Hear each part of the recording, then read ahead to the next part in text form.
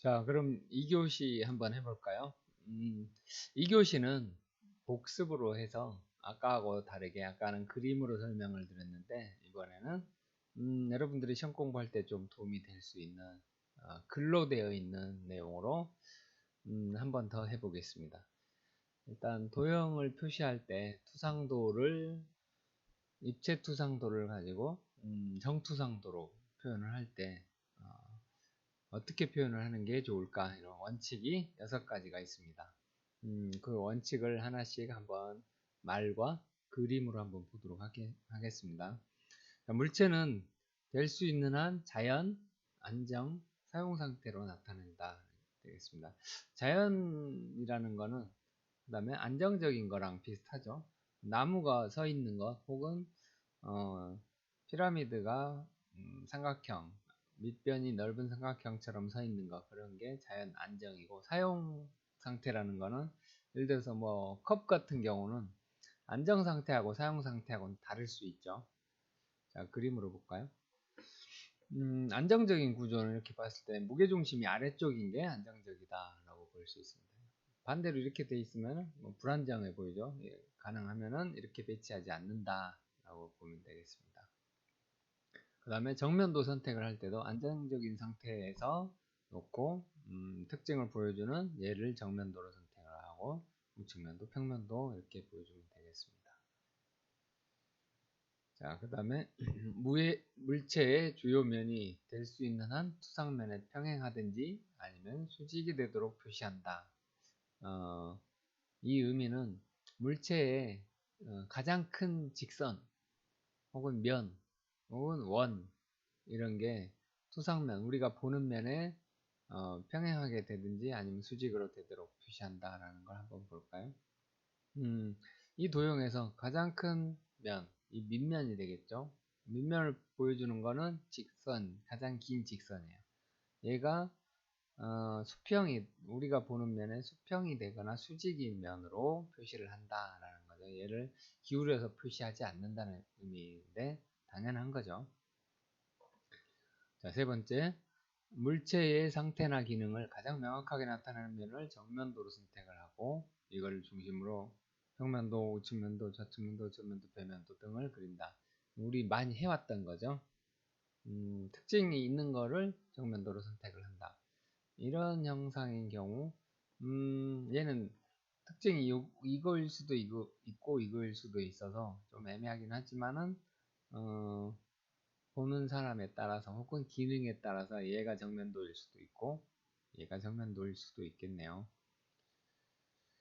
자, 그러면은 또 다시 앞으로 가서 링, 벨트 풀리, 기어 이런 거 하여간 동그란 부품이라는 거예요. 원형으로 표시되는 투상도는 정면도로 선택하지 않고 평면도 또는 측면도로 표시한다.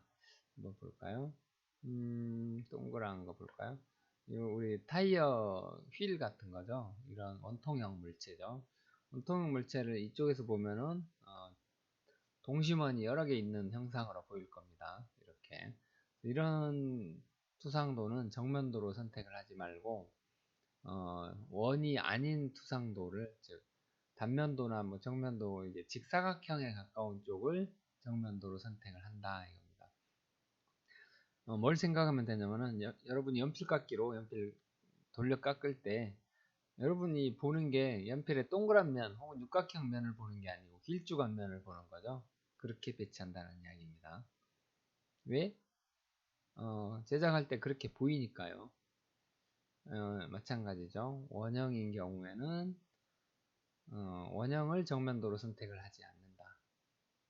사각형 쪽에 가까운 요거를 정면도로 선택을 한다. 이렇게 보면 되겠습니다. 자, 다시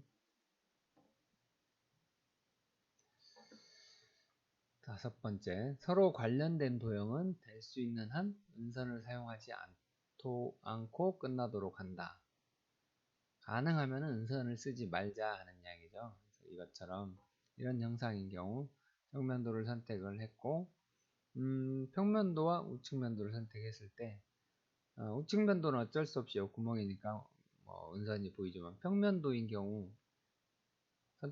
평면도를 선택하지 밑면도를 선택하지 않는 거죠. 밑면도라면은 밑에서 보는 거니까 이게 실선이 아니고 이 부분이 점선으로 되겠죠. 그래서 점선은 가능하면 만들지 않도록 하고, 우측면도가 아니고 좌측면도를 선택을 하더라도 이 두 개의 점선뿐만 아니고 수평선도 점선이 되기 때문에 점선이 최소로 될 수 있는 선택을 한다.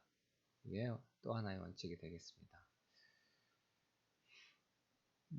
자, 6번째, 제작도에서는 제작도라고 하는 거는 부품을 제작할 때 보는 도면이라고 보면 되겠어요. 제작도에서는 그 물체의 가공량이 가장 많은 공정을 기준으로 해서 가공 시 상태와 같은 방향으로 그린다. 선삭할 가공물, 선삭이라고 하는 거는 회전하는 물체, 회전하면서 만들어지는 물체, 즉 연필 깎는 것처럼 만드는 것을 이야기합니다. 그럴 경우 작업의 중점, 깎아내는 부분이 오른쪽에 오도록 위치하도록 그린다. 왜 그러냐면은 선삭 기계, 선반이라고 하는데요. 이 기계에는 오른쪽에 칼날이 달려 있고 왼쪽에 가공되지 않은 부분이 있습니다. 그래서 이렇게 그립니다. 그림을 볼까요? 이 물건이죠. 이렇게 선삭 가공 이런 거죠. 선풍기 할 때 이 선자를 쓰죠. 회전한다는 의미에 회전하면서 깎는 가공이다라는 거죠. 라이트가 칼날입니다. 깎는 칼. 얘는 연필이라고 보고 연필 깎는 칼이 이쪽에 있고 연필은 회전하면서 칼날은 이렇게 들어갑니다. 그러면은 이 부분이 깎이죠. 그래서 이 모양 그대로 이렇게 배치하자는 거예요. 안쪽에 구멍인 경우는 어떻게 하냐? 마찬가지. 칼날은 무조건 오른쪽에 있습니다. 그래서 구멍이 더 큰 쪽, 얘는 오른쪽에 배치하는 게 맞습니다. 자, 또 다른 원칙을 볼까요? 평삭이라고 하는 거는 직육면체 형상, 즉 벽돌처럼 생긴 물건을 테이블 위에 놓고 대패질 하듯이 깎는 거를 평삭이라고 합니다. 그런 경우에는 긴 쪽 방향을 수평으로 해서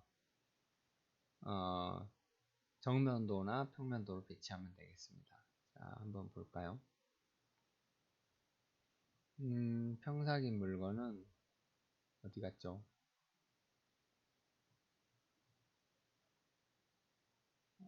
그림이 없네요.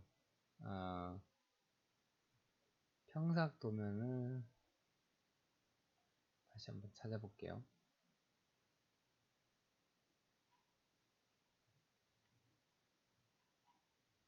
그림이 없네요. 일단 다른 도면에서 평삭을 한번 찾아볼게요. 그래서 이것도 평삭 가공하는 물건인데 그렇게 큰 티가 안 나서요. 직육면체인데 깎아내는, 즉 가공하는 부분은 이 부분이죠. 이 부분이 위로 오도록 대패질을 위에서 하지 옆에나 뭐 밑에서 하지는 않죠. 그런 개념으로 보시면 되겠습니다. 자, 원칙의 마지막, 같은 도면에 삼각법과 일각법을 혼용하면 잘못 읽을 수 있어서 엉뚱한 물건을 만들 수 있습니다. 그래서 절대로 혼용을 하면 안 되고, 만약 꼭 혼용해야 된다면은 표시를 해 줘야 됩니다. 반드시. 실제로 설계하는 사람들 중에 삼각법과 일각법을 혼용해서 잘못 표기한 경우가 많습니다. 중국 도면 보면은 가끔가다 이런 삼각법과 일각법이 혼용돼서 그린 그런 게 가끔 있는데, 뭐 도면이 부실하니 뭐 품질도 부실할 수 있겠죠. 근데 지금은 그게 많이 좋아졌어요. 옛날처럼 그런 허술한 도면은 별로 못 본 것 같습니다. 자, 그 다음에 도면을 이제 그려놨죠. 방금 설명한 6가지 원칙 위에서 이거를 그려놓은 도면을 그럼 어떻게 읽을 거냐, 남이 그려놓은 거를 파악을 할 수 있어야 되니까요. 아주 상식적입니다. 자, 첫 번째, 먼저 물품의 전체 형상을 파악을 한다. 전체적으로 이게 뭐 컵인지 아니면 뭐 연필인지 이런 걸, 이게 뭘 그린 물건이냐 라는 거를 파악을 한다는 거죠. 자, 두 번째, 간단하게 알기 쉬운 투상도부터 보기 시작한다. 그렇죠. 통상은 알기 쉬운, 그러니까 이 도면 자체는 복잡하더라도 이 물건이 어떤 거다라는 걸 알아채기 쉬운 투상도라는 의미예요. 알기 쉬운이라는 게. 그래서 딱 보고 이게 이거구나라는 거를 파악할 수 있는 그거부터, 그 투상도부터 본다. 세 번째, 거의 하나만 한 이야기죠. 보지 못한 영상, 복잡한 도면으로 옮겨간다. 쉬운 거 보고 나서 복잡해진 쪽으로 옮겨가면서 본다는 거고요. 네 번째는 참 중요한데, 한 개의 투상도만 가지고 끝까지 보고 파악을 하려고 하지 말고, 정면도, 평면도 왔다 갔다, 그 다음에 정면도, 측면도 왔다 갔다, 그 다음에 세 개 왔다 갔다 이렇게 서로 파악하면서, 이 부분 이렇게 생겼군 하고 이해를 하면 되겠습니다. 다섯 번째는 안 써도 되는 말이죠. 처음 보았을 때 이해되지 않으면 다시 본다. 그죠? 맞는 말입니다.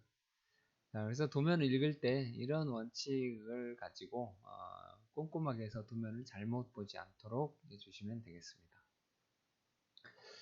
자, 그 다음에 이제 그냥 간단한 투상 말고 좀 특별한 투상법을 한번 보죠. 아까 이야기했지만 부분 투상도, 정투상도는 뭐 이미 여러분들이 너무 많이 했으니까.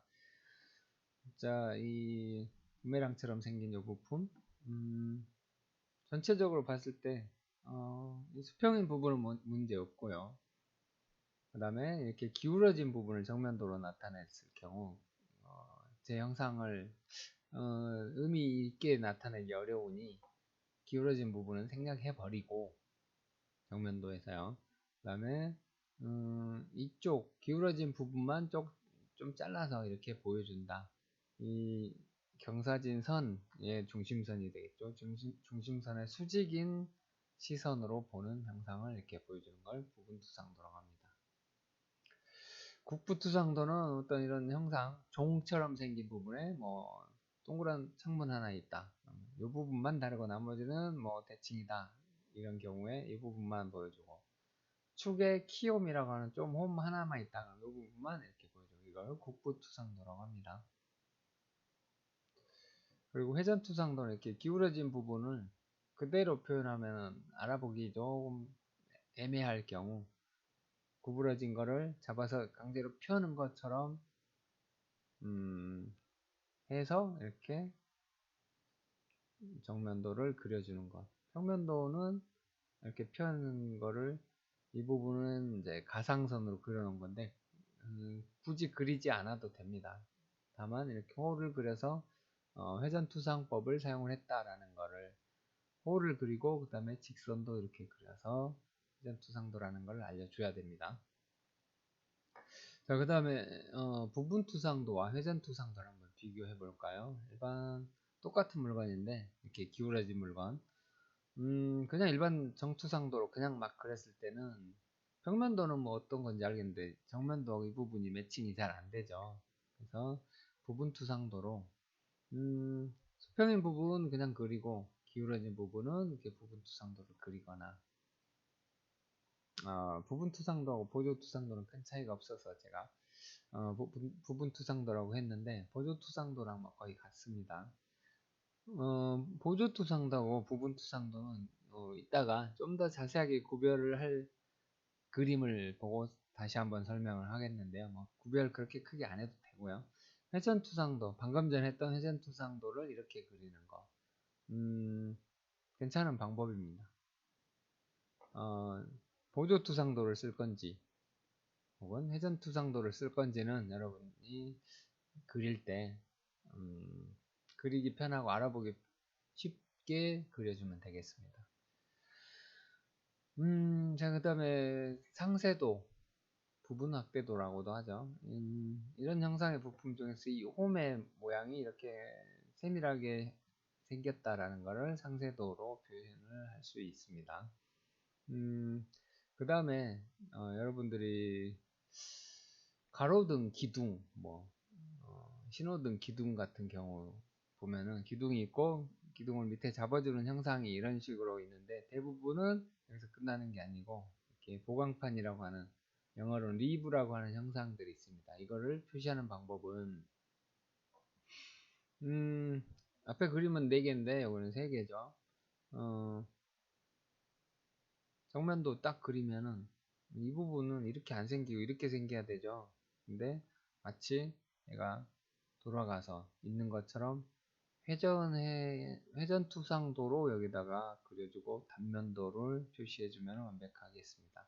뭐 이렇게 생긴 것도 마찬가지고요. 혹은 앞에 입체도처럼 리브가 4개 있는 경우, 원래는 A 단면도를 그려버리면 이렇게 되죠.